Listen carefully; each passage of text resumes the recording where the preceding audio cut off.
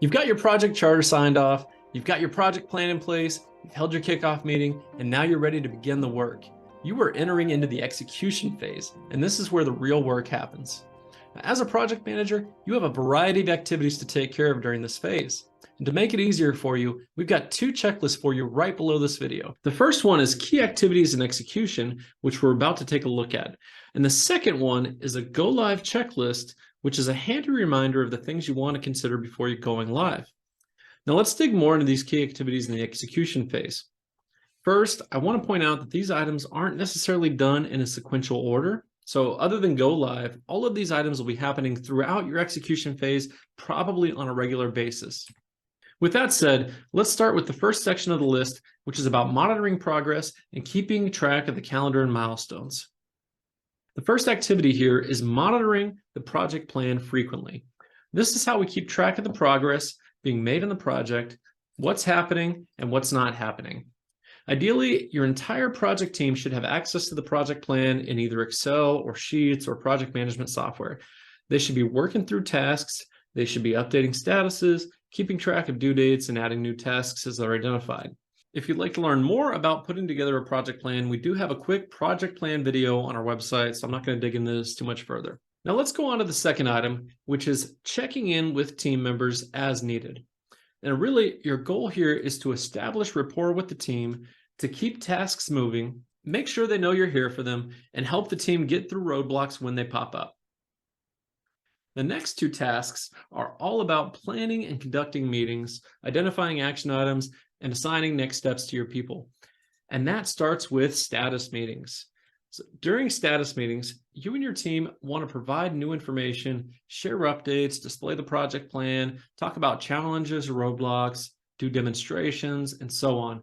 And the frequency of your status meetings will vary by project. We typically do them weekly or bi-weekly. And if you'd like to check out some best practices here, check out our status meeting video. And the other type of meeting you might want to use in your project management toolkit is a stand-up meeting. So this kind of meeting isn't always the right tool, but it can be useful when you have situations where there's a lot of new information popping up daily and the work is fast-paced. It's more effective to get together regularly to plan and address issues. So typically, these are done daily and they're short, so aim for 15 minutes. The goal here is to plan and address roadblocks for the day quickly and get on with our work.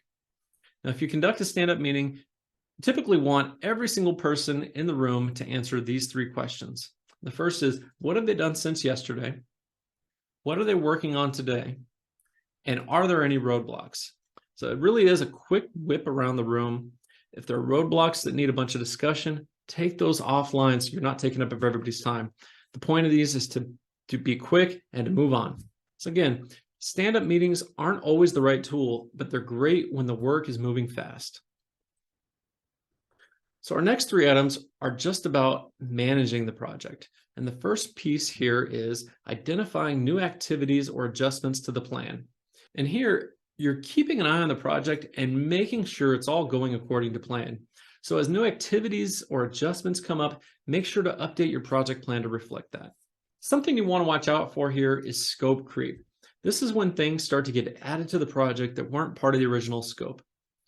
Increasing scope will have a negative impact on your timeline, your costs, or the quality of the project, and it needs to be carefully considered. So remember how in your project charter, you defined what was in scope for the project and hopefully what was out of scope? Use this to help guide your conversations when adding items to the scope.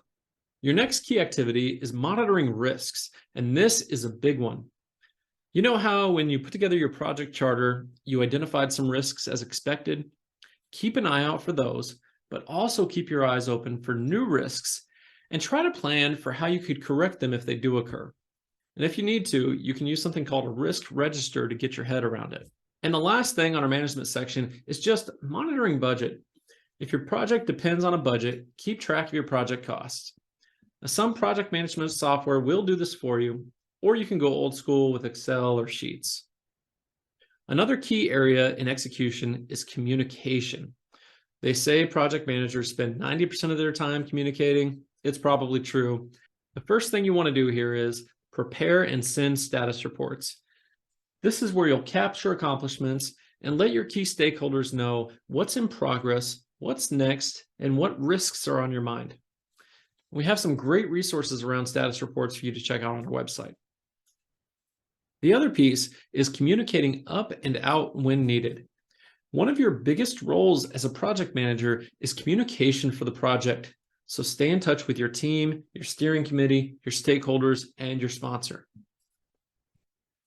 And the last thing, and this is the big moment you've all been working towards, is becoming operational, also known as the go live. There's a whole series of items tied to a successful go live, and preparation really is important. If you'd like to learn more about this, check out our go live video and our checklist. So that's it for your execution phase. Use these processes to keep your project moving smoothly, and once you're done with execution, don't forget to close out the project. And you can learn more about closing out your projects on our website at epmo.stcoe.net.